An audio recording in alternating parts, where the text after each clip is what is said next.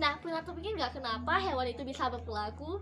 Nah, pertanyaan ini akan dijawab pada pembahasan ini juga. Dan pembahasan ini merupakan pembahasan tentang ekologi hewan mengenai ekologi tingkah laku. Nah, maka dari itu jangan lupa like, comment, and subscribe-nya ya. Ditunggu.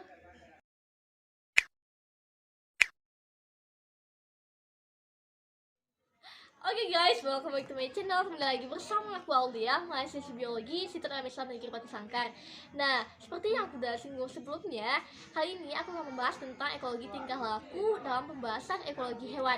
Oke, bicara tingkah laku dalam istilah ekologi, dalam ilmu ekologi tentunya lebih besar dan lebih luas kajiannya daripada si individu, lalu juga ada populasi, komunitas. Karena di ekologi tingkah laku ini tidak hanya satu spesies saja, tetapi mencakup semuanya. Maka dari itu pertanyaan-pertanyaan tadi akan kita jawab selama pembahasan hari ini. Nah, dalam kehidupannya tentu saja hewan melakukan aktivitas-aktivitas.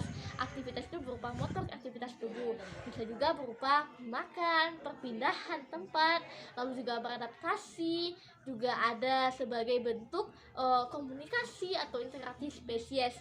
Nah, kenapa sih hewan melakukan itu?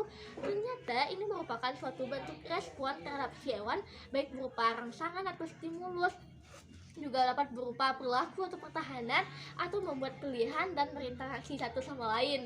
Nah, maka dari itu setiap tingkah laku hewan disebut dengan, atau gerakan-gerakan itu disebut dengan tingkah laku.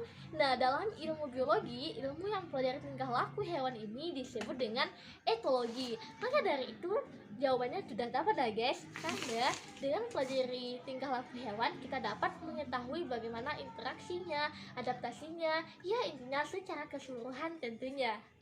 Tahun 1973, seorang ahli dari Belanda yaitu ada Nicolaas de Bergen, di mana dia ini memperoleh penghargaan Nobel di bidang fisiologi atau kedokteran. Nah, dia ini bersama Loves dan French temannya meneliti bagaimana tingkah laku si hewan. Nah, selama meneliti itu dia dapat 4 pertanyaan. Nah, 4 pertanyaan itu akan ada 2 konsep, yaitu ada bagaimana dan mengapa. Oke, kita masuk dulu ke bagaimana atau protimet.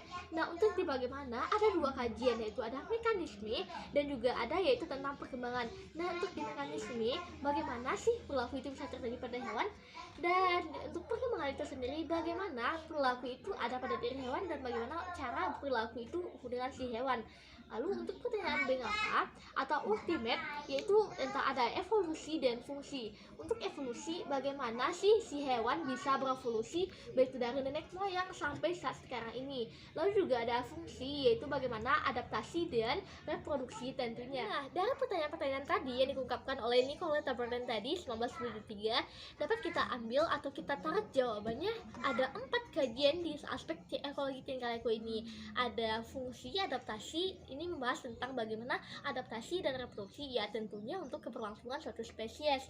Lalu yang kedua itu ada evolusi, yaitu atau filogeni, bagaimana perkembangan secara bertahap-tahap dari si hewan dari mulai nenek moyangnya dulu sampai yang sekarang. Lalu yang ketiga yaitu ada tentang perkembangan, yaitu perkembangan mulai dari si menetas atau lahir sampai dengan dewasa atau sampai mati. Dan yang terakhir itu ada mekanisme, itu tentang kausasi, yaitu bagaimana jalur-jalur stimulus, yaitu berupa ada sistem saraf, hormon, kelenjar, dan berbagai otot dan berbagai sistem lainnya. Nah, akan kita jelaskan satu-satu. Yuk simak. Nah, tadi kan ada 4 pembahasan tuh. Yang pertama ada fisiologi. Nah, untuk di fisiologi itu sendiri atau disebut juga dengan fungsi perilaku, nah di sini menjelaskan atau memahami tentang bagaimana si hewan ini bisa beradaptasi dan bereproduksi. Ya, tentunya untuk keberlangsungan spesies seperti yang udah aku jelaskan sebelumnya. Lalu atau evolusi perilaku. Nah, bicara evolusi ini nggak mungkin kan secara langsung tiba-tiba atau secara refleks, nggak mungkin kan. Nah, untuk evolusi ini terjadi secara bertahap-tahap dan tentu saja mencakup ada morfologinya, anatomi, filogeni, fisiologi, dan berbagai aktivitas atau struktur penyusun tubuhnya. Lalu yang ketiga yaitu ada tentang mekanisme perilaku. Nah, untuk mekanisme perilaku ini sesuai dengan namanya itu mekanisme jalur. Nah, ini mendukung bagaimana jalur-jalur sistem dari si tubuh hewan, karena untuk jalur-jalur ini tentunya akan memberikan perilaku yang berbeda dari setiap hewan. Nah, untuk perilaku ini tentang mekanisme akan berhubungan dengan sistem berupa reseptor, saraf, otot, hormon, dan lain-lainnya.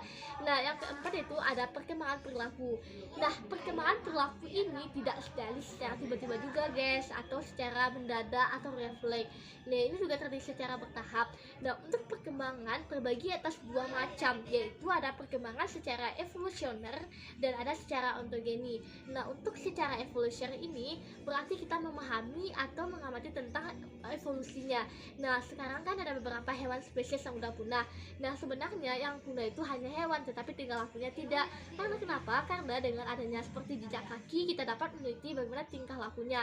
Ya, tentu saja kita dapat mengamati hubungan kekerabatan dari si hewan tersebut. Lalu yaitu ada ontogeni. Nah, untuk ontogeni ini kita mengamati perkembangan itu berdasarkan struktur umur, lalu perkembangan umur. Nah, contohnya itu ada seperti bagaimana si hewan untuk dalam menyusun tubuhnya.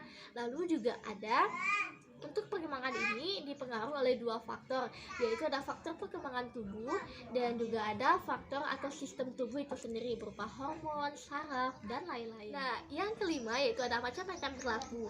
Perilaku itu nggak hanya satu ya guys, sama kayak manusia. Perilaku itu banyak, ada yang jahat, ada yang buruk, ada yang sedih, gembira, atau menggemaskan, dan macam-macam ya guys ya.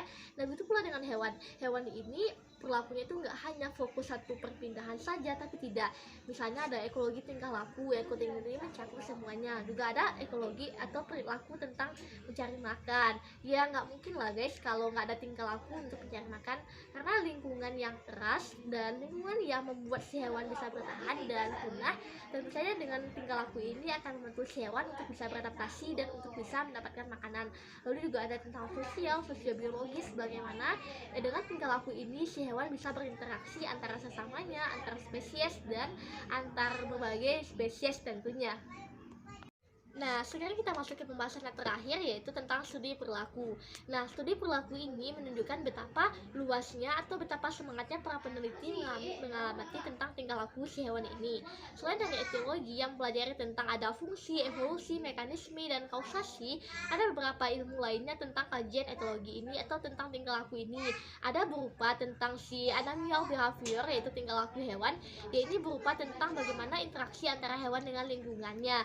Lalu yang kedua itu ada psikologi tentang si tingkah laku atau perbandingan kooperatif itu psikolog, dimana dia membahas tentang si bagaimana bermain, berjalan, cara mencari makan, tentang dari si hewan. Lalu yang terakhir atau istilah juga dengan ekologi perilaku atau ecological behavior.